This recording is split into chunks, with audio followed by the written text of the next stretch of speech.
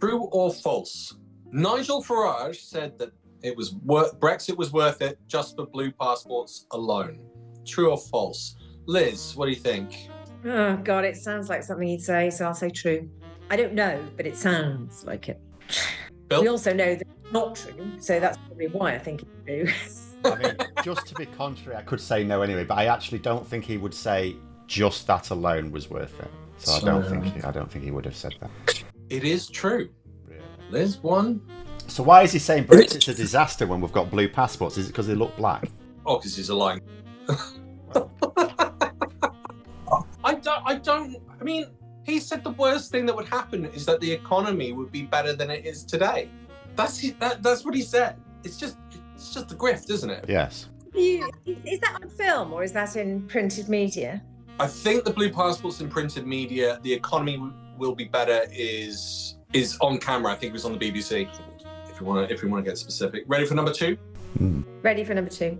Britain has signed more trade deals than ever since Brexit.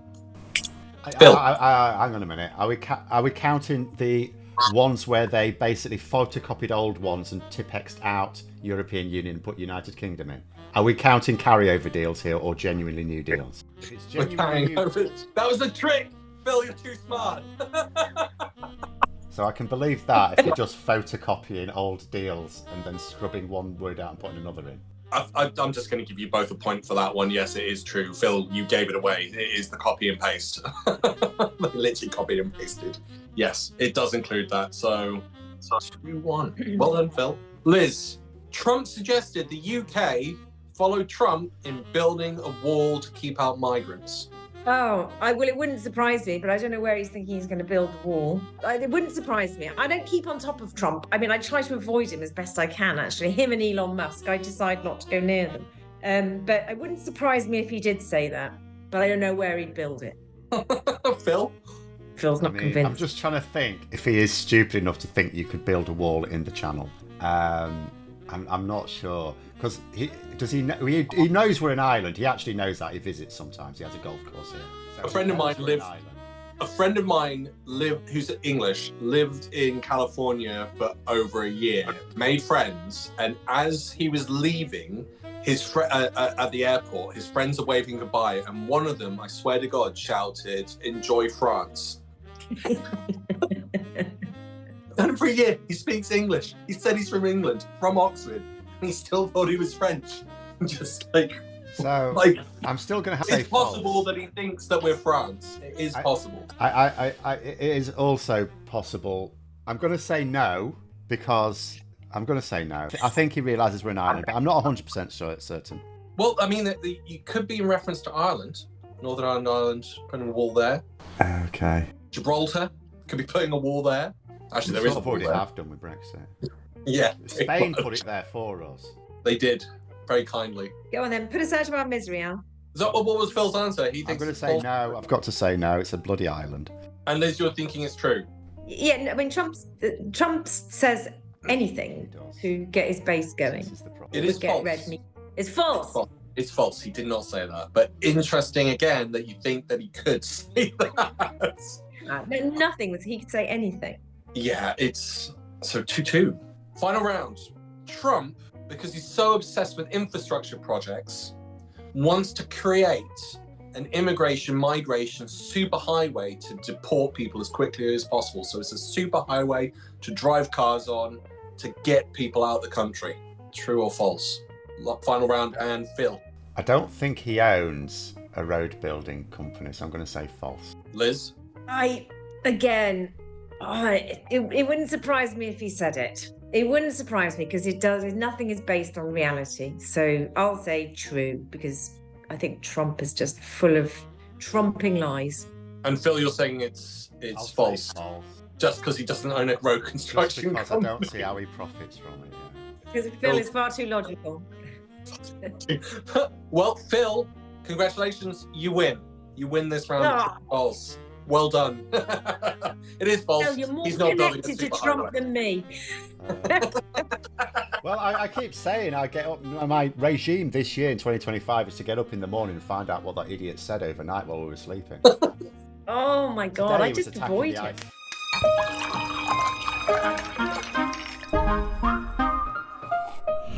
Welcome everyone to the Sunday Roast, and we have two fabulous, well, we have a co-host and a guest. Phil, can you please introduce yourself? Hi, my name's Phil. I'm from a different bias channel discussing political stuff, mostly British politics, although American politics has now crept into the arena. It can't not do it, present. And Liz, my wonderful co-host. Hi, I'm Liz Webster, and I'm the founder of Save British Farming, because we farm, and I'm terrified of an America trade deal. And Trump terrifies me, America terrifies me. So at the moment, I'm in the zone of actually trying to avoid anything to make myself feel terrified. So Trump is my absolute massive anxiety. You could include in that group of being terrified, you can include Panama, Greenland, Canada, the UK, Gaza. 5 countries, all supposedly some form of ally, terrified of him. Hi, I'm Alex. I'm the other co-host of the Sunday Roast. I'm a historian, journalist, and YouTuber. So, what has Trump done with the ICC that you guys were saying just before this? You said that you were terrified. Can you explain to our viewers what's happened with the ICC? I'm going to throw this over to Phil. So Trump, while we were sleeping, this is obviously going to come out a couple of days later, but he has said he's targeting the ICC, including its employees, with economic sanctions on the basis of they shouldn't be allowed to investigate people from Israel because they're investigating Netanyahu and Gove, is it? And in relation to crimes against humanity and war crimes. And he said they shouldn't be allowed to because neither the United States nor Israel is a signatory of the ICC, missing completely the fact that the alleged crimes took place in Palestine, and Palestine is a signatory of the ICC. So just as if I went to America and committed a crime, I wouldn't be able to say, sorry, I'm not a US citizen. I don't. In fact, it reminds me of something. In the days when I used to watch television, there was one of those police shows where they do a fly on the wall of police patrols and stuff. And there was this Danish fella peeing against a wall, and he thought he was immune from the on-the-spot fine because he was not a UK citizen, and he wasn't breaking Danish. Although I suspect he would have been breaking Danish law as well. But if it was in Denmark, but that's what some people don't seem to understand. It doesn't matter that Israel is not a signatory to the ICC. He has allegedly committed crimes in a country that is. But anyway, that's the justification, the fact that, we're not. So he is now issuing economic sanctions against people who work for the court. So he's attempting to bring down the ICC with, again, like as he's doing with everything, the economic might of America, which in the long run, I think everything he's doing is going to weaken America's economic might because it's going to force countries to have to, as much as they can, America-proof themselves. But the less people rely on America, economically or militarily or whatever, the easier it is just to tell them to stop being stupid when they start being stupid. It's wild, isn't it? Liz, you said off air, it's a repeat of history. Liz, what's your interpretation of these events? Well, it's very frightening because Trump and America is the world's most powerful country. And, if they're intent on smashing all organizations, including the ICC, and bringing them down so people don't respect them, it's very frightening because we'll turn into a complete lawless world. Goodness knows what happens. The difference is with the 1930s and 1920s, 30s was that America wasn't, was a massive country and a massive weight and wasn't rogue, and it was just happening in Europe. So there were, Germany and Italy got together and agreed with that, and yes, Japan, but now the thought of America doing this with the weight of the Russian insurgency. Where does China sit? Is China going to come around and stand up for the ICC? Well, I don't know. All of these things make me feel very frightened. So I think the only ones that are backing up the rules-based order are the EU. Which is great. I mean, I said this last week. I feel like the EU is actually fulfilling its purpose. It's a bulwark against anyone else being a bit too powerful. It is a powerful group of countries when combined. And I was talking about Orban. I'm certain Orban in the 1920s, 30s would have been full dictator at this stage. He has got limitations. I'm not saying he hasn't eroded democracy, he clearly has. But people in Hungary have the ability to vote for MEPs and get the EU involved and involve the EU courts to deal with his insanity, which it can to a certain extent, as well as withholding funds, which they've been doing. Yeah. So I'm thinking to myself, this is again another sign that the EU is exactly what we need right now. And it's funny, I thought this week was quite wild in the fact that, yeah, he's attacking. I didn't realise he'd actually put sanctions against the ICC. Well, he hasn't yet. He's announced he's going to. So do you think he'll do it? Because it seems like he keeps rolling back these things when he's told he's an idiot. Don't know.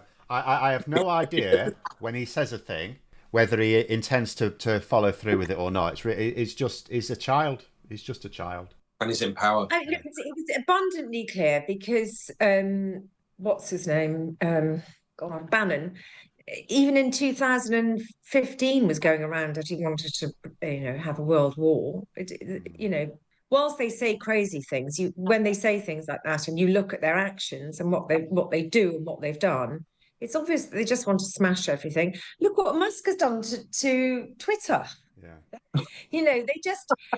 When you're that wealthy, when you're more wealthy than many of the countries, one person is more wealthy than countries, we're in a very dangerous situation. And it has happened in history before. It happened with East India Company. But they were rivaled against the crown at that stage in terms of expansionism. And in many ways, we're in a similar sort of parallel to that period, and the war period as well. So I just don't know. You can make a comparison with Henry Ford. Henry Ford was one of the richest men on the planet. He had his own newspaper, which he was selling along with all his cars. It was printing anti-Semitic stuff. So it's not that far from what Musk was doing. I mean, I still can't get over that salute and how, there's so much to take in with that. You've got the Nazi salute, and then you've got Trump going, I'm going to do ethnic cleansing. You then got members of the British government, did you see Priti Patel come out and say, oh, we shouldn't be talking about this now because we don't know what he really meant? You talked about the government, then said Priti Patel. Just to be clear, she is no longer a member of the government, thank goodness, and hopefully never will be. But she's a member of parliament. Yes. And her then being rolled, and in the opposition government, so her being rolled out and then saying what she said. He's saying Gaza Riviera, others are saying ethnic cleansing. What do you think? Look, I don't think we should go there right now. We are a long way away from even having proper discussions. Let's be very clear. Proper discussion. We don't know. Opportunity to do something that could be phenomenal. And I don't want to be cute. I don't want to be a wise guy, but the Riviera of the Middle East. We don't know. He's hosting the Prime Minister of Israel right now. That is for the president completely. He said what he said, and given what you've just outlined very eloquently, what I'm saying is his words are not helpful, are they? We don't understand the basis of it before we can comment on his remarks. We don't understand how he got there and what the basis of those comments are. I mean, we already know there's something dodgy going on with her in Israel because she got caught. She was sacked, basically treating with a foreign power behind her own government. Do you reckon they've got her in some sort of op where they've actually... Don't know. I'm less concerned about Patel these days. She's part of the old guard. The public won't really regard her anymore. Although she did get voted back in again after... Yeah, but in a very safe Tory seat. I mean, yes, it was possible she could have lost, but it was still traditionally a very safe Tory seat. Does make you wonder what goes through the local people's minds when they go, yeah, I'll vote that back in. It's like, I'm the same. If you put a red rosette on a baboon, I will vote for it because I just need it to be trained to go through the right door. And they just have the same attitude. Logical, Phil. Why would you want to? There's some Labour MPs annoying me at the moment. Do they? Well, it's just been stupid. I don't mind, certain positions or whatever. I just don't like the stupidity. MPs are just incredibly stupid people. Wow. Don't like and you're saying that about Labour as well, who you are obviously... There's a group of Labour MPs who reported this week. They're ones in seats where they're a bit worried about Reform UK. Okay, Reform UK could take some Labour seats next time. And their response to it is they want the leadership to lean more into immigration. And it's like, that's the one area you cannot beat Farage. You will never, like, what are you going to do? You could half immigration, and Nigel Farage says, well, I'm going to get down to net zero. That's the only net zero he cares about. I'm going to get down to net zero. You can't outbid him on immigration. Whereas we know from this week, Farage is rattled about their lines on the NHS because Labour are going to get waiting lists down.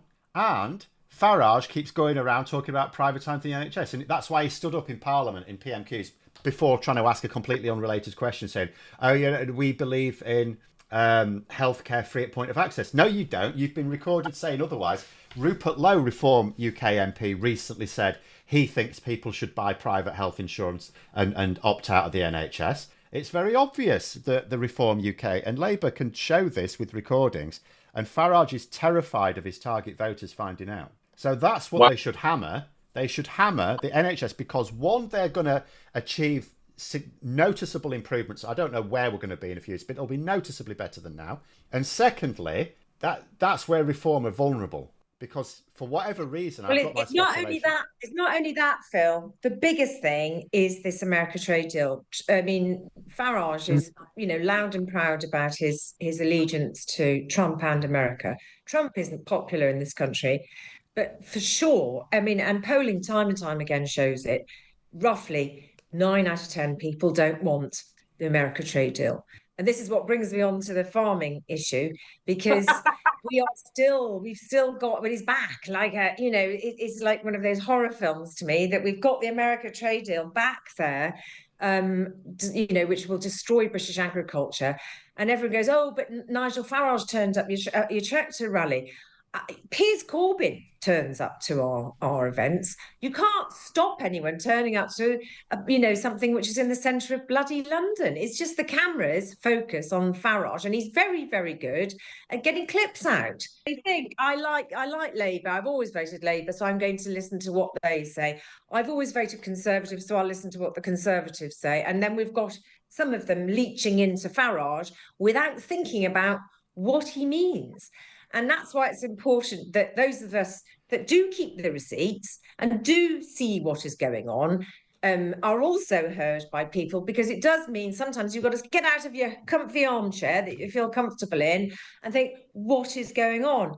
This morning, Liz Kendall is in the press to talk, scapegoating benefit claimants. Well, I've been a Labour supporter and voter all of my adult life. I can't believe I'm hearing a Labour minister scapegoat. Do you agree with that sentiment? Well, if you speak to people here today, you will know that many of them have either just lost jobs that they desperately miss, or really want to get back into work once they've got their health condition under control. So I think that there are many more people who want to work. I've no doubt, as there always have been, are people who shouldn't be on those benefits, who are taking the mickey. And that is not good enough. We have to end that. Benefit claimants, when billions of pounds went in dodgy COVID contracts, and they promised to do something about that, and they're blaming people for claiming benefits. It also helps the local economy. It doesn't go out of the country. It goes into the local economies. They buy food and, everything from their household budget. It is not costing us money to give benefit claimants money. What costs us money is giving money to people who take it out of the country. And that is really what's making me furious with the Labour government right now. So what I would say on that one, to counter that one, is I don't think they are saying that. I think what people, the press are putting certain angles on things. So Liz Kendall, for example, has said she's actually said, and like this week, we should stop blaming people on benefits. So I don't think she is blaming them. What they're trying to do is they're trying to put the emphasis on people who cheat the system. Now, there is a little bit of like a dog whistle to it, because a lot of the public just resent anything the DWP do. But they are like, there was a parallel situation, for example, with Wes Streeting. Now, I'm not his biggest fan, but there were people going, oh, how disgraceful, he was talking about this thing in terms of like equality. So this person going on about being anti-white said, no, that was the media. What Wes Streeting was talking about was how DEI is really important in the wake of what Trump's doing. He said, no, it's really important. Backdrop at the moment, let's be honest, where equality, diversity and inclusion is under a lot of spotlight and discussion, and where prior to the general election, I could have, in fact, now I could get quite a lot of plaudits from quite a lot of people across the country if I said, you know what, NHS, tough times, I'm going to scrap all of those equality, diversity and inclusion people. We'll save loads of money doing that, and we'll divert the money into actual patient care.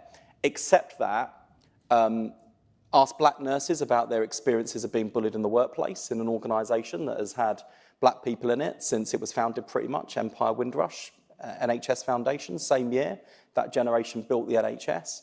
You look at those outcomes, prostate cancer, black men twice as likely to die in childbirth than, with prostate cancer than white men, black women 3 times more likely to die in childbirth than white women. We've got some real racial inequalities here.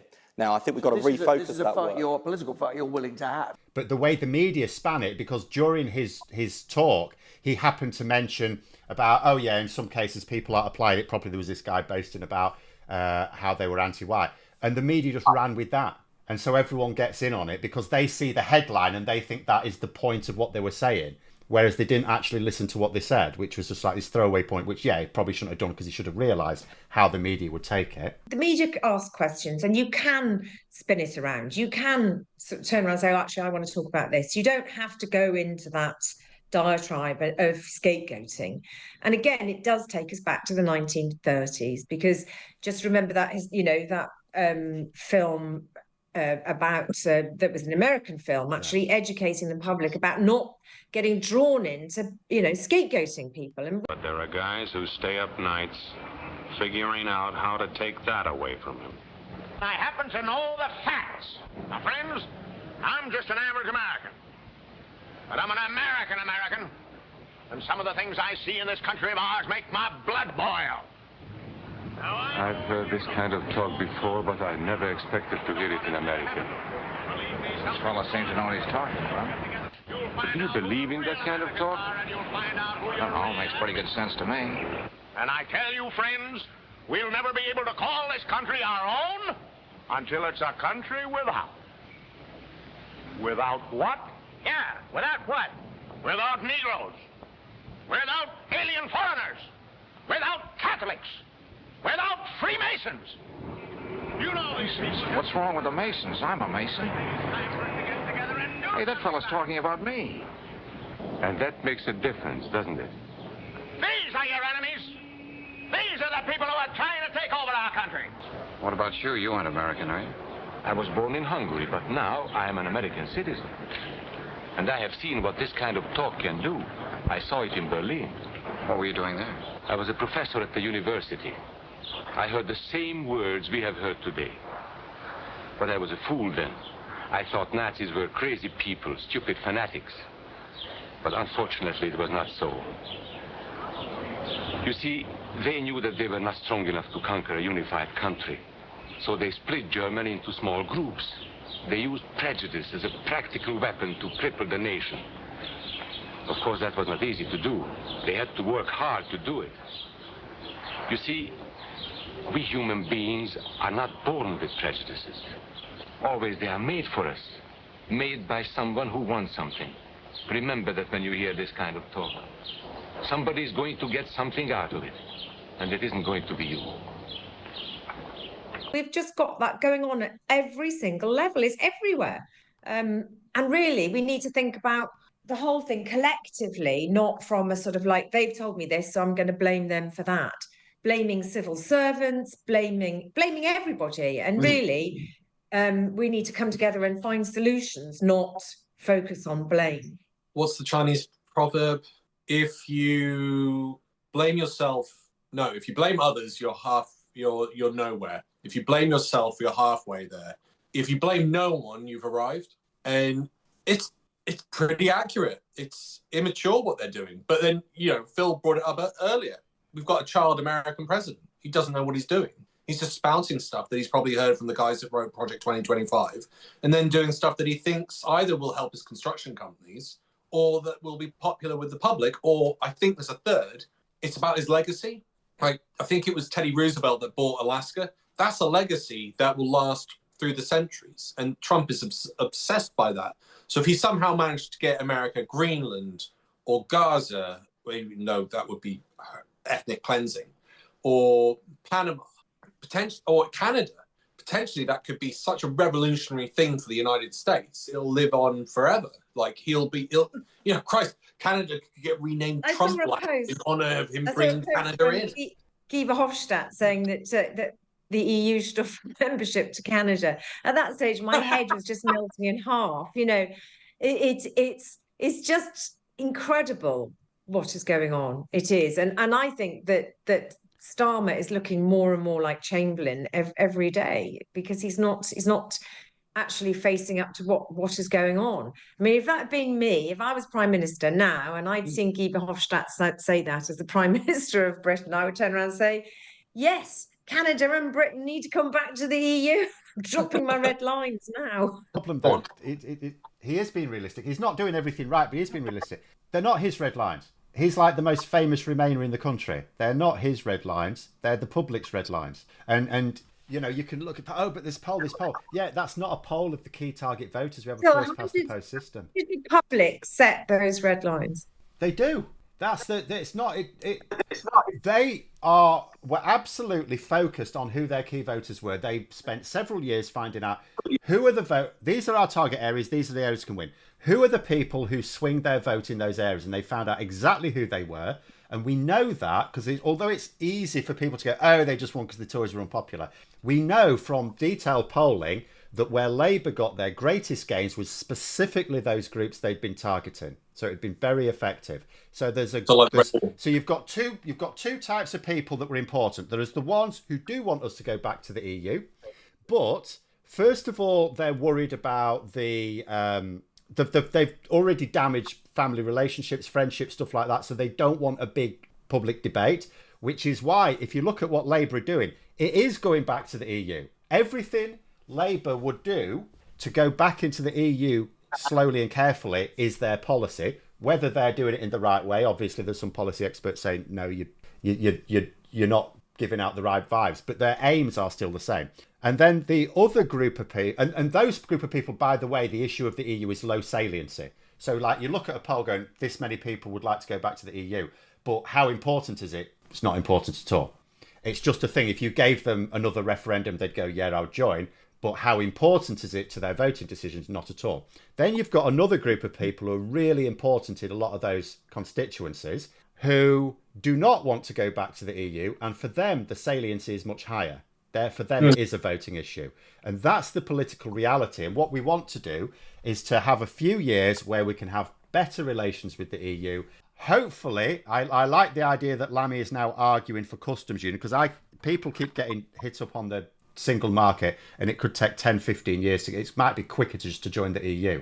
But a customs union is something that could be possible going into the next election, because I don't want the same red lines going into the next election. So how do you get rid of those red lines? Because they're not internalised within Labour. How do you get rid of those red lines? You have to show people the benefits of rubbing them out. So I guess that then says to me that the media have had a massive. They do. I've not seen the data. I trust you on the data on that, and you're saying you've seen information from Labour that suggests that the swing voters. It's public information. It's a public information. It's not polling from Labour. Labour don't share their stuff with me, but there's plenty of other analysts do lots of detailed polling leading up to the election that pointed out the same thing. So it's the swing voters, which then brings in first past the post being a major issue, an obstacle for us going back in. The number of people who decide a general election, it doesn't matter what the turnout is, doesn't matter how they vote, it's about 200,000 or 300,000 people. That's who determines who's in government. That is the difference between Labour getting a strong majority and the Conservatives getting a strong majority. Now, over time, because that vote is becoming more fragmented, you're going to end up in situations where we naturally have coalitions. We might as well have PR and have better coalitions. But that is the difference. It's 200,000 or 300,000 people. It's never any more than that. Well, this year, or 2019, or 2017, or any other year. So that says to me two things. Like you brought up that there's a disconnect essentially between people's problems and realizing it's caused by Brexit. And for whatever reason, like cost of living is like one of the biggest issues. NHS is one of the biggest issues. And I can't remember what the third one is off the top of my head. But there are three issues. And you go, well, cost of living would be helped with being in the sorry. Then you got the NHS and EU doctors leaving, which had a massive impact. Plus you have less funding in tax because we've lost trade and we've been damaged. Then you've got this issue of immigration that still no one in the press properly deals with. I quite like the BBC4 interview with Farage, where they were like, can you just tell us what your policies are? And they couldn't. Survey of almost 15,000 people by YouGov for the Best for Britain think tank shows more people in every constituency in England, Scotland and Wales back closer relationships, arrangements with the EU rather than more transatlantic trade with Washington. Depends how you ask the question. I mean, that's that. As with all opinion polls, how do you ask the question? How do you slant the question? You're quite a fan of opinion polls that they put Reform ahead of Conservatives and Labour. It does depend on how you ask the question. And I'm trying to understand from you how you will accept that there are a lot of people in this country who want closer ties with the European Union. And it doesn't seem that you can outline how you will accept that ideologically. Well, we voted Brexit. We voted to leave. That was very, very clear. We can be friendly. We can be cooperative. I've no doubt. What does that mean? Things. And I thought, well, I think the deal that was negotiated by the Johnson government wasn't a very good one. We can improve on that. But the most important part is we don't tie ourselves specifically. You keep saying what we shouldn't do, but what is your vision, Nigel Farage, specifically? We are a global trading nation. The European Union is diminishing every single year. And I keep hearing this stuff about what an important trading market it is. Every single year that goes by, it becomes smaller. But what does being friendly mean? That, you know, we're not mates in a pub. What does being friendly mean? Can you commit to something? We can improve the deal, but we must not. Well, by saying to them, look, we can make this easier for both of us. We can go back through, and we're up for a renegotiation anyway. My fear is that we tie ourselves to EU law, that we start to accept single market regulations, and the many indications from this government, not saying that's what they intend to do. You keep outlining your fears and what you don't like, but you're now an MP, you're the leader of a party. Don't you need to say what we can do? What can that fisherman hear from you? I'll tell you what we can do. We can do a free trade deal with the USA. We can look across the rest of the world.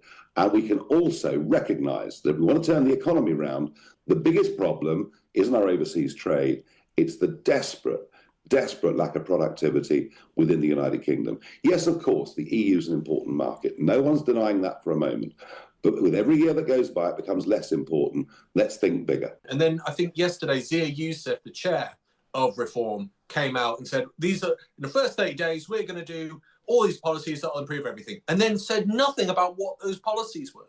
That within the first 30 days of Nigel being the Prime Minister, we will get legislation passed that we commit to the British people, that will be transformative to improve people's lives, to put the interests of the British people ahead of the interests of citizens of foreign countries. Listen, those people have rights, and those rights should be enshrined and ensured by their government, not by ours. And right now we're doing the opposite. And we're not going to go earlier than other parties in terms of general election manifestos, mainly because, unfortunately, God knows what state this country is going to be in by the time of the next general election. We don't know the strength of the prescription that's going to be required to turn this country around. But what I will tell you is we are well aware that, frankly, half, maybe less than half, of the policy challenge for us is what are the right policies, but the rest of it is how do you get that enacted with a woke, super left civil service, with a Supreme Court that seems to have lost its way. We're spending a huge amount of time and ensuring we have the answers to that. And I will tell you, we will act on that with great speed and great precision and great efficiency, just like President Trump is with Elon right now. It's all a smoke and mirrors thing. To me, when I'm listening to you say that, I'm seeing a disconnect with the public and them understanding that Brexit is part of the cause for the things that they're most concerned about. And obviously there's other stuff. No one's telling them. Like, if you think about, so you think to yourself, so why at the moment is support for going back to the EU stronger than it has been since we left? You know, so surely that's people realising that Brexit's caused damage. No, it's not. It's people just realising that what they were promised hasn't arrived. People are not seeing the damage of Brexit. They're not seeing it.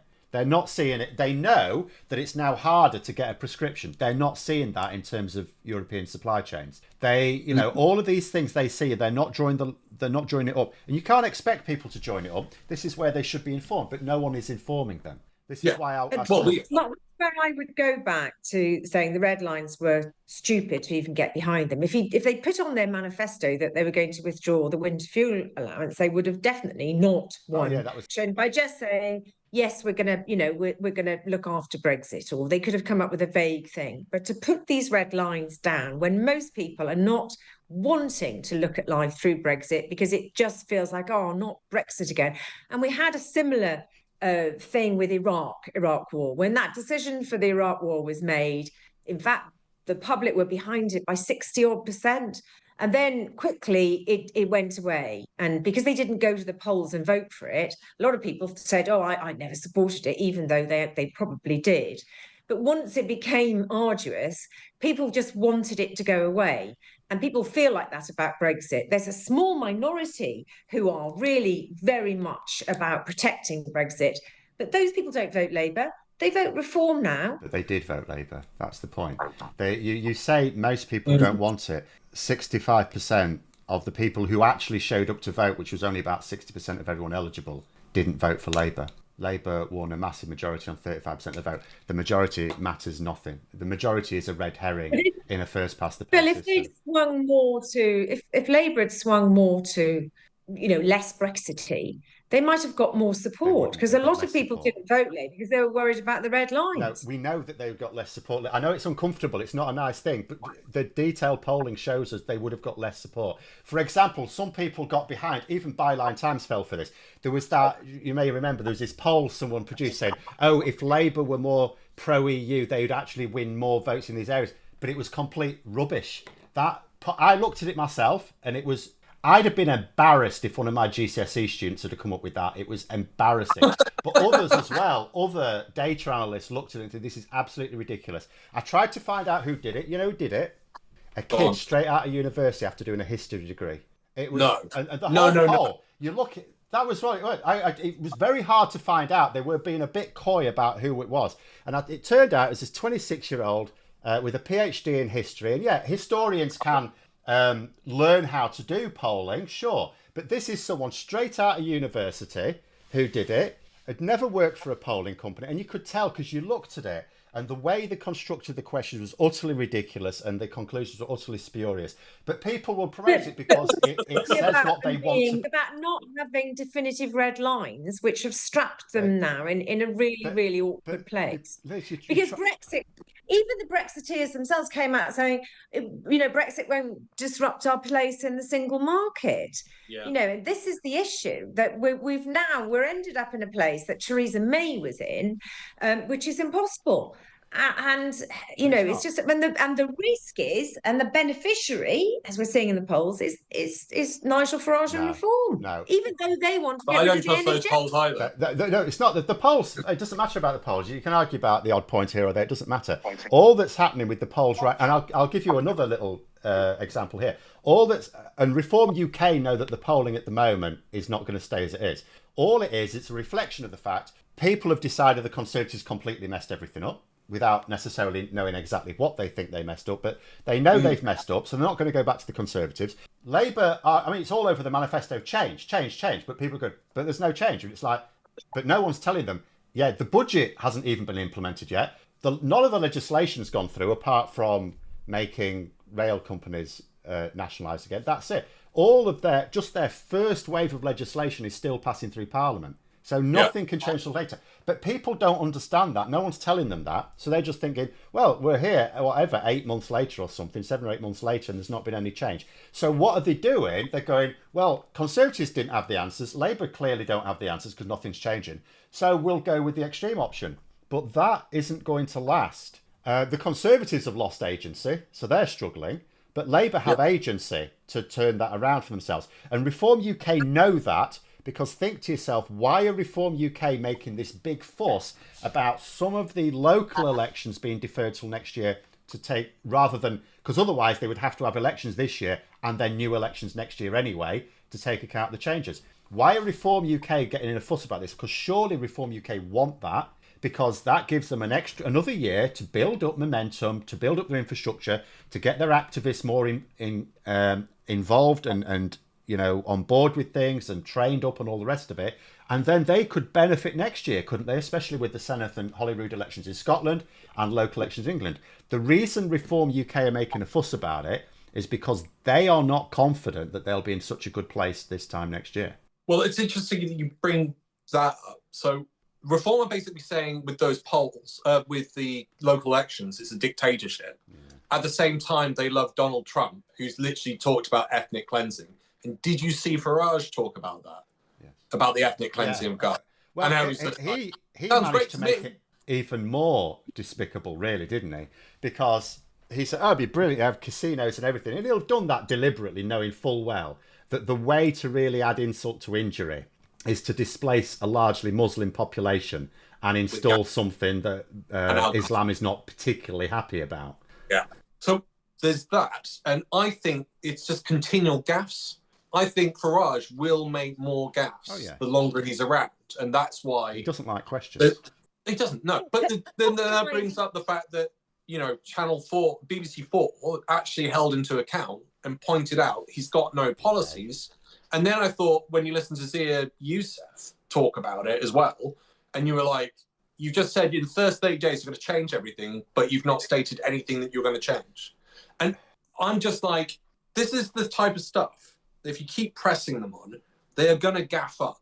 They just will. It's inevitable, because that's what history shows, that Farage does that, especially when a decent interviewer puts into account. He gets ripped into, like the James O'Brien one from 10 years ago. Yeah. That was devastating to Farage. I mean, the Radio 4 one I didn't think was as good. Yes, they were not letting him get away with it, but it wasn't good because they weren't putting very... I argued, if he's not going to answer your questions, then you should make statements and sort of force him to answer them. So, there was lots of things you could have argued there. But, I mean, the thing about not having policies, that's not going to hurt them in the slightest. You don't need policies if you don't expect to win. Don't think so? No one needs to. Like, if you look, for example, I was... During the election campaign, I was reading all the manifestos and stuff, even Reform UK's contract. But even sort of the more established parties, and for example, you look at like the Brexit positions in each of them, and you looked at the Green Party, they just said we should rejoin the EU. But you looked at some of their policies around the EU, and they didn't explain how they were going to do any of them. And there was something like that on the other ones as well, because they don't need to. They just have to say, we would do this. And it's like, okay, so how would you do that? They don't have to say, because they're not going to be positioned to do it. But that's not exactly what I'm saying. I'm saying, so there's at least a direction there with the Greens. So they're going, at some point, we'll rejoin. And you're going, okay, at some point when it's appropriate, but they don't give the mechanism how. When you press Farage and you listen to the chair, Zia, you are like, okay, you're just saying stuff that doesn't nail anything down. And the great thing I thought about the BBC4 interview was when she really tried to press him to nail down what that policy was. He started gibbering about the USA. And everyone, because you said the policies wouldn't make a difference. I think if he comes out with a pro-US policy and Trump is obviously now connected to that, it might as well be one and the same thing. You've also got what you brought up earlier with the NHS. And the NHS stuff is going to hurt them, because everyone can pile in on that and go, they want to privatise the NHS. Yeah. Here's a load of evidence and them wanting to privatise the NHS. So I think sometimes it's going to put him in a position, if he doesn't put out a policy that clearly states what he wants to do with the NHS, and it'll go against what he actually wants to do, which is to privatise it, versus the reality, which is the public want it as is, but better. Yeah. That could be a policy that damages him. And if he doesn't come out and stringently say what he wants to do, then we've got a problem. And the other thing is, if he did get into power, I think it's still unlikely at the moment, both because of gaffes and I don't trust his polls. And the polls aren't showing a big enough number for him to actually win enough seats to be able to get over the line. It doesn't show that, the first past the post protection. I'm still thinking to myself, I think the policies will damage him because he's being vague. And when it comes to the election, he'll get pressed on it and he'll either have to backtrack on what he wants or he'll have to admit the truth and he's screwed. Well, I think you're very misplaced in looking at this, because you're looking at it from your own perspective. You've got to look at it. Everybody's brain is wired slightly differently. Left-wing brains are wired differently to right-wing brains, and they think about things more autocratically on the right. Now, I happen to be connected to a lot of farmers who do tend to be a little bit more like that. And I speak to them all of the time about these things, and they are attracted to the strength of a leader and a personality of a leader. They don't look at the detail. They haven't got time, to be fair. They don't look at the policies. They actually make a decision on who do I want to see in number 10. And it is, a lot of it is about personality. And the reason that Farage is such a worry is that he's got the majority of the media absolutely 100% behind him. And No. it's not 100%. It's there, but it's not 100%. I think that's unfair. And I've had farmers telling me that we should have him, that he's going to be on, they believe he's going to be our next prime minister. I'm concerned about that because, when Jo Swinson said she could be the prime minister, she ended up being attacked by the media, if you remember. But the media is raising this thing of he could be. And let's be fair, even if there was an election tomorrow, there would be a coalition between the Tories and there could be a coalition between the Tories and Reform, and that's exactly how Hitler came to power. It's the same thing. But I think to get across this, and it's exactly the lesson that wasn't learned from the left with Brexit, is that it's not about detail, it's about feelings, and a feeling of I want this person because they're saying something, and some of them are attracted to that feeling of they're putting Britain or America first, and that's uncomfortable for those of us on the left, but we've got to try and understand the messaging around that to make it attractive. My own view is, if I was running the Labour Party, I would say, for Christ's sake, Starmer's far too technocratic. He hasn't got any personality. You need to get a new leader in before the next election. Somebody like Andy Burnham, who has got the ability to speak well, because it doesn't matter about. Wait. Liz, finish your point. Sorry. And then Phil. It isn't about whether. It's not about what you think from your place.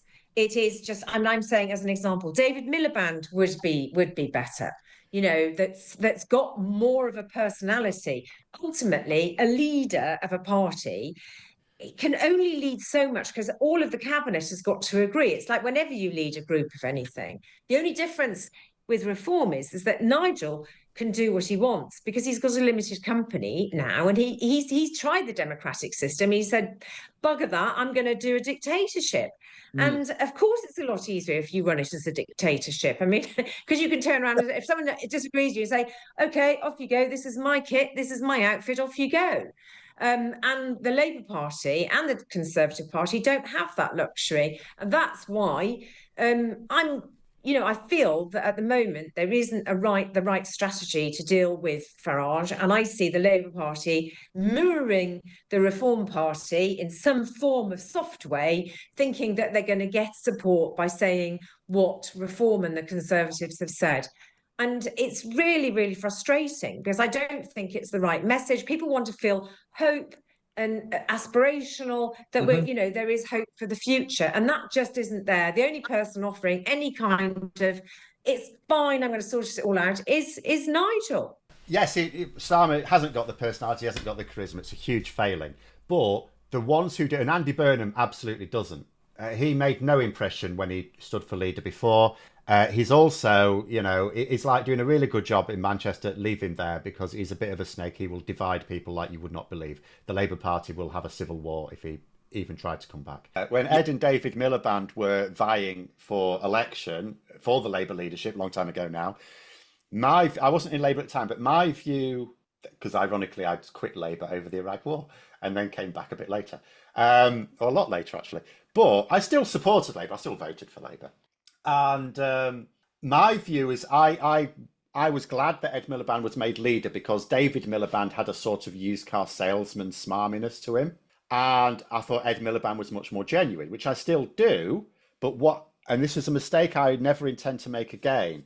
So I basically I sort of also thought David Miliband would be more palatable to the public, but I thought Ed Miliband would be engaging enough, and I was wrong. So what I did is I sacrificed what I thought, was some electability, thinking I could afford it, even though it wasn't my decision and it wouldn't have swung it anyway.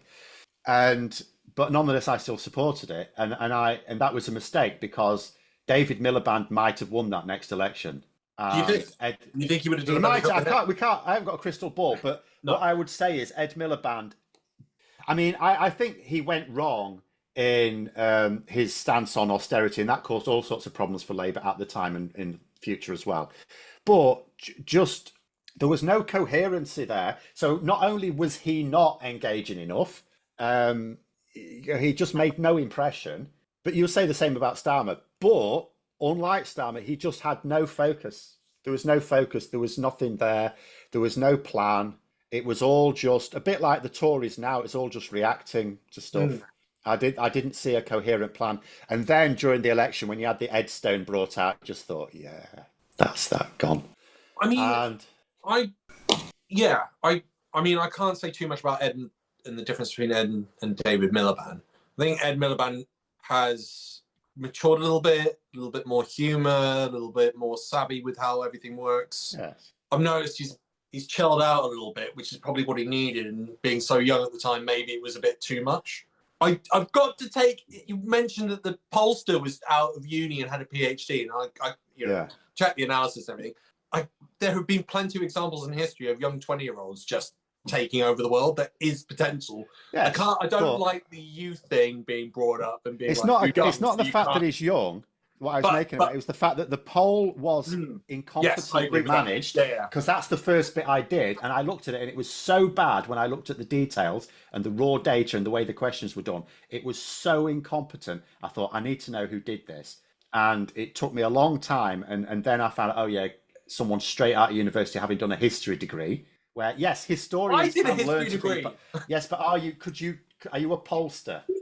No. And it's like, yes, some historians can become pollsters, of course they the can. The issue we've got is that with the cameras in Parliament, which came in back in the 80s, I think, under Thatcher, that we've gone more into personality populism around leaders and politicians, and it's more like reality TV now. Who's going to win? I'm a celebrity, get me out of here.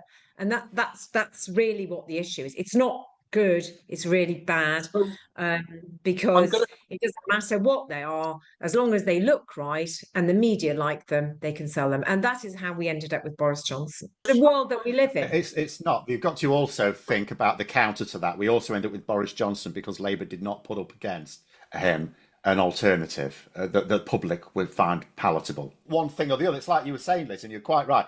People think it's not just farmers, it's not just people on the right. A lot of people treat a general election as a presidential election, and they're choosing largely between two leaders, and that is very noticeable amongst those swing voters. But Boris Johnson was never popular. I mean, I know Keir Starmer's not popular, but he was never popular. But he was more popular than his alternative. So if Labour had had someone more popular, then Boris Johnson would not have won. Well, if it been it wasn't Corbyn, was it? No, Corbyn at the time, he was not palatable to the public. But Corbyn had better results than Starmer, which is also an amazing kicker that never gets brought up. Better results. He lost twice.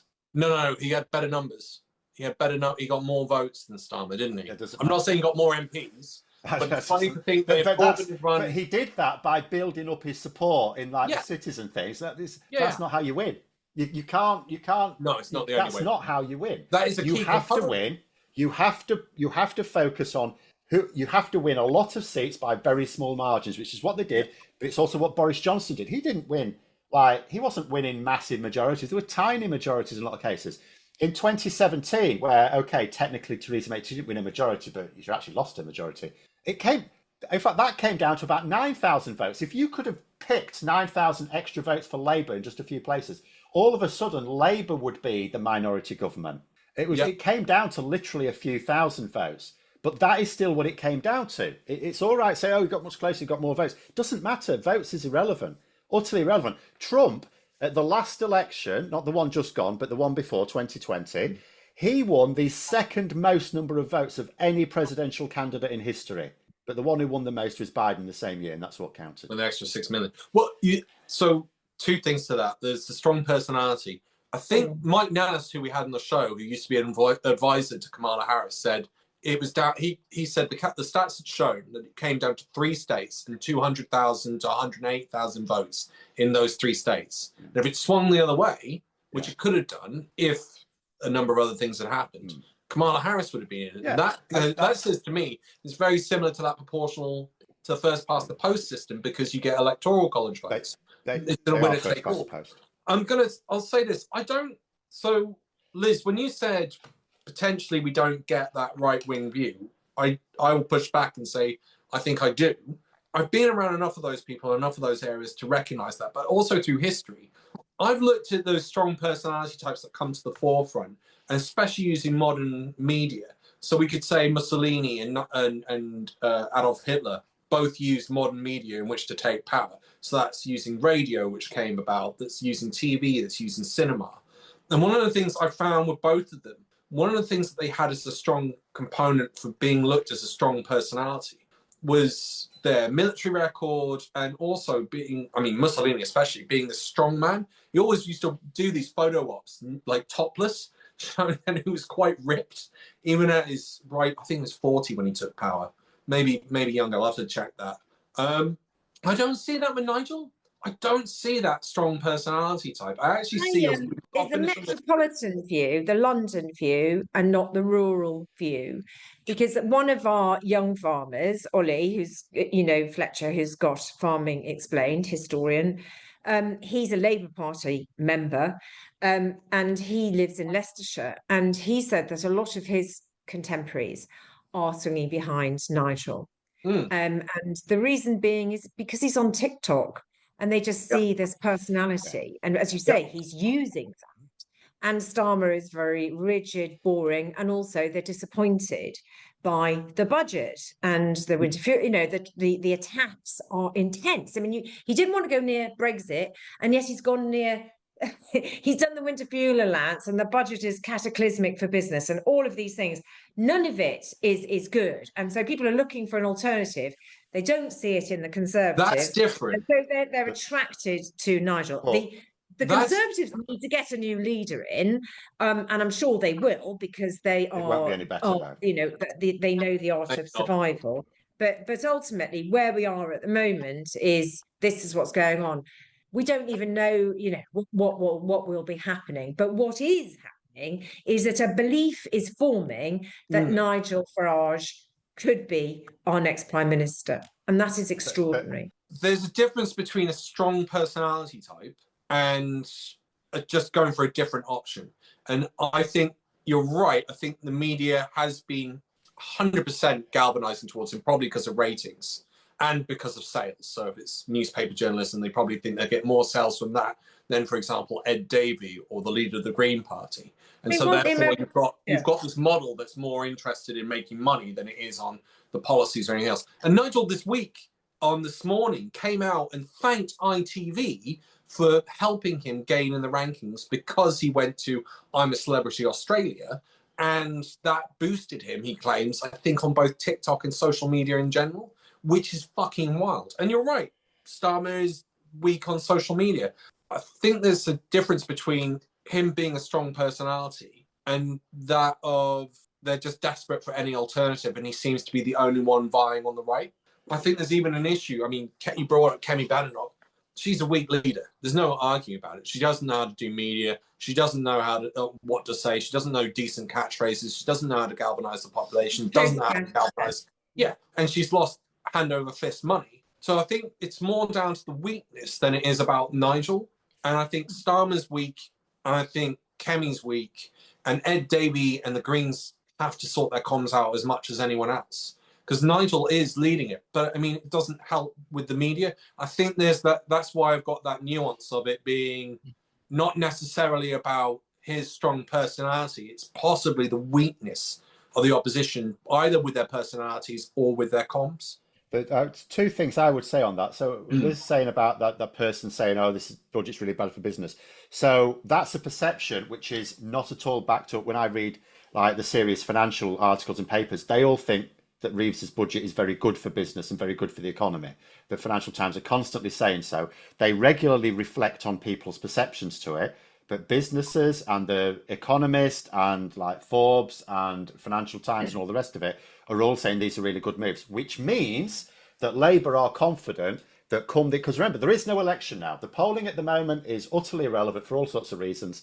It's not generating great headlines, but people will completely forget about it if they have their minds changed in a few years' time.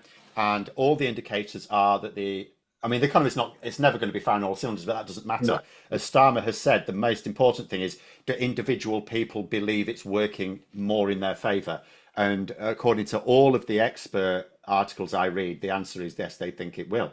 But the second thing about social media, which... Can I just interject quickly there? Yeah. Just to give you an example, the country's largest raspberry grower employs, I don't know how many people, a lot. His wages bill is in excess of £30 million a year. His wages bill has gone up by £4.2 million this year. And so the national insurance rise is a major problem on SMEs. And whilst big business, big corporations might be happy with distressing smaller business so they can go in and hoover them up, that might be the case. But certainly the mixture of getting rid of APR, BPR and the national insurance rise is toxic to SMEs. If they're employing lots of people, they're not an SME. And although there will be some who get caught in the middle, because it's a family business, it's still it's still run as a family business. No, it wouldn't be. I don't think that would be the definition of an SME. No, it's defined by how many employees they have. And really small business, never mind just SMEs, but really small businesses actually gained extra tax breaks from the national insurance as well. So in terms of raw numbers, you may know there are always in any tax change system, and Reeves had to do something. She needed that big pot, that huge sum of money. She could have gone after the LLPs. LLPs, or limited liability partnerships, are a type of business structure that combines elements of a partnership and a limited company. They are commonly used by professional service firms such as law firms, accountancies, and consultancies, but can be used by other businesses as well. And their loophole, which actually cost the taxpayer billions. Wouldn't have generated as much. There are things she should have done as well, but that wouldn't have generated anywhere near as much. Also, getting rid of the subsidy to the North American landowners for Drax Power. That's $500 million a year for them to chop down trees and ship them over here and burn in Drax Power. Because that money is going out of our country. And then they're expecting our farms and small businesses to plug this supposed black hole. It's a real black hole. That was confirmed. But the OBR wrote a report saying it's real. Yeah, the budget is a big offensive on small and medium-sized businesses, apart from the tiny ones. But also, if you are a startup with just a few employees, you're not going to be motivated to actually go past that threshold now, unless you're really going to bring in the money. But then haven't we got into the trap of, again, ignoring the fact that Brexit has cost us 40 billion in tax, which if we had, we wouldn't have had to put that tax on. So therefore, we wouldn't have the national insurance. Yeah, but nothing could change that in the here and now. Even if Labour had been able to say we want to join the EU immediately, that wouldn't have changed it for 10 years. I would have said, yeah, I agree with that. It would probably take 10 years for us to go in once we said that. But it would make my way with Liz, I've got a point. I've literally got 1 point, Liz, and then I'll stop. Go on then. Over to you. It would have increased the pound, which means imports are cheaper. That's an instant effect. I would say that's an instant effect that would happen. Go ahead, Liz. I think if you look back to the last Parliament, when the Tories were in power, and they actually kept moving their manifesto by changing the bloody leader. Yeah, but they lost. They lost the election. That's what I'm saying. They lost. If you want to hold on to power, get a new leader in, they changed to Truss initially. Get a new leader in who suddenly they go through it with a new manifesto, go, I'm going to take over and this is what I'm going to do. You're just saying that the Labour should do what the Tories did to lose the election. You say they changed their leader and broke their manifesto. Yes, they did, and lost the election. They lost the election, not because they changed leader. They lost the election because Truss crashed the economy. If Labour put somebody in who actually fixes Brexit, they would actually get get rid of all of the problems that Right, we've got. That's honestly, that is against all of the absolute data. But also, they didn't lose the election because they changed leader, but they did lose the election because they broke their manifesto promises. They promised the new hospitals. That was a big part. Also, you're saying this as if the Tories were on course to win the election before they got Truss in. No, that's why they got Truss in, because they were not on course to win the election. So, well, the Labour government has nosedived. I think it's the most historic drop. No, it's not. It's the same as happened to Thatcher, and she won another 3 elections. Well, she won another 2 elections, and then the party won another one after that. That was the Falklands, wasn't it? The Falklands. No, it was not. Was that? No. So there was polling on this, and obviously that boosted her appeal, but it was determined that didn't actually factor into it. What factored into it was the fact that Labour presented a much worse alternative, because that's what it comes down to. You know, the reputed longest suicide note in history. Oh yes, that's I remember that 1983. Yes. And then she went on. Oh my so God. Thatcher brought us 2 recessions and still won. And you know what was it? 3 elections on the bounce. It's about the personality, but she also had the support of Murdoch, didn't she? So there was the thing about you were saying about social media. So because this is my hobby horse, because you are quite right. So at the moment, I look at these things a lot. Nigel Farage is the only political leader in this country out of everyone, literally every single party in the country, who takes social media seriously. Yeah. He gets a decent number of views across all platforms, and no one else is. And I particularly focus on YouTube because I'm on YouTube. But for example, so you look at everyone, like Labour's, the Lib Dems, the Green Party, the SNP, the Conservatives, they're all crap. They're nothing. I could start a new channel and be getting better views than them in like 2 weeks. And you could think to say, well, maybe they just don't appreciate the importance. But Keir Starmer created a YouTube channel that's called Keir Starmer. So he must think that he must recognise that YouTube has potential voters on it. And yet it's pants. And the reason is, and it chimes in a bit with what Liz has been saying, because it's all like so YouTube recently did a massive study on what engages people on YouTube. It's really fascinating read. And they didn't just survey people, they did brain scans and everything. So they really found out what turns people on. And the massive thing that came out of it was like, I can't remember the word they used, but like credibility or being genuine. And you look at the stuff that Labour put out, and it's the same with all of the rest of them. And it's all corporate bullshit. It's the stuff you go to a conference and look at this thing on there and the slow motion bollocks and all the rest of it. And stood just, do like that, 2 flags in the background. And it's all this corporate bollocks that it looks contrived. And their content is rubbish. The way they present their content is rubbish. Like literally every way that whoever manages that Keir Starmer website or YouTube channel, literally, and I don't want to attack people who are just doing a job, but literally everything they're doing is wrong. I cannot think of anything on it that is good. But even just something as simple as that presentation, because it is contrived and it looks contrived and it shouldn't, and they can easily come up with something that looks more. It's an absolute crying shame, because he did really well in the riots in the summer, and he had the right message. He was in control, and it was absolutely right. And then it just all fell apart with the freebies, and then the winter fuel allowance, the VAT on school fees, and then the budget. I think he's cooked his goose, and I think the only way that Labour will win power in the next election is by finding a new leader. Whoever that is, I don't know, but they need to get a new leader.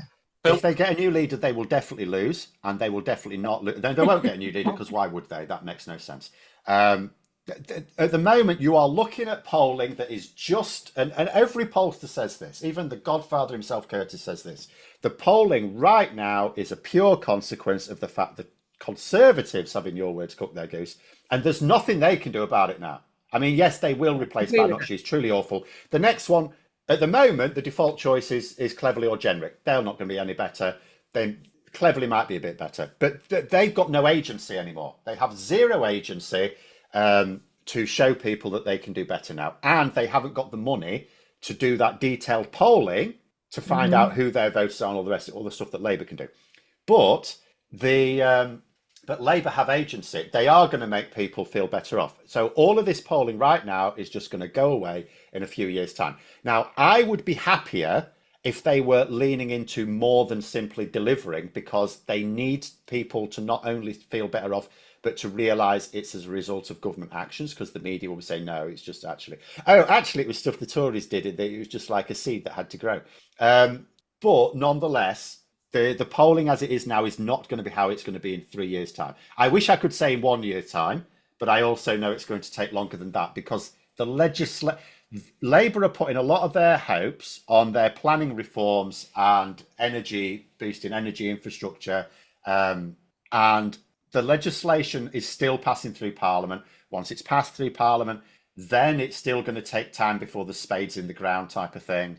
So you are probably talking 3 years, although I don't think it's like 3 years cork out the bottle. But I think this year is going to be really horrific polling-wise. But after that, it's not. It's going to be getting better. And by the next election... So one of the things I've noticed, and I've been asked, I always go around and ask all the guys in my area who sell fruit and veg, and they're now saying they're getting change, loose change, like someone's gone behind the sofa to dig out money to pay for, a bowl of fruit or veg for £1. Now, the reason I bring that up is I quite like Gary Stevenson's analogy of the economy. As much as it's good to listen sometimes to the Financial Times and Bloomberg and the stats, he felt when he was a stockbroker, it was better to go out and just ask people, how is the economy doing for them right now? And when I hear stuff like there's a good chance people are digging behind the sofa to get out cash just to pay for food, and we know that a third of the population have £0 to £250 in savings, I'm still not, my prediction is no, I don't think the economy is going to get better. And especially, as we've been talking about him so much, Donald Trump is in charge, because the crap that he comes out with puts up. The thing about Brexit was, when we're in the EU, we're more secure. We're part of a group that can defend themselves. When you're out on your own like that, we're literally a tea bag in the ocean currents. And whatever happens globally affects us more as a result of being out, which is not being talked by the media. So I'm going to throw out a true or false. Do you think, what was worse for polling, getting back into the EU, rejoining, and therefore dissatisfaction with Brexit, or getting out of the Vietnam War? Which one got more disapproval quicker, Vietnam War or Brexit? Liz? Oh my God. I'm going to go with my heart. I'm going to say Brexit. Is worse off than the Vietnam War. Phil? Were we in the Vietnam War? I don't think we were in the Vietnam War. I'm saying Americans hated the Vietnam War or disapproved of it as much as people disapprove of Brexit according to polling. Whether or not you want to debate about the polling, that's fine. But according to the polls. Which one became more unpopular quicker? I would say the Vietnam War then, because that was seen as a national defeat, surely. Initially, Brexit was more unpopular in that 9-year period. Pretty much, Brexit is as unpopular as the Vietnam War was to Americans. Americans hated the Vietnam War as much as Brits hate Brexit, which is, to me, quite a shocking stat. And that Brits disliked it as much. Now, read into that as you will about that polling, but I was quite taken back when I looked at the dissatisfaction of both. How is Brexit as unpopular and has been more unpopular than the Vietnam War? That blows my mind. So on that note, Liz, co-host, thank you very much for coming on. Phil, thank you so much for being a guest and coming in and somewhat rescuing us. What a robust debate. If you got this far in the video, please hit that like and subscribe button. Thank you once again to everyone. Bye for now. Hail the lamp. Hail the lamp.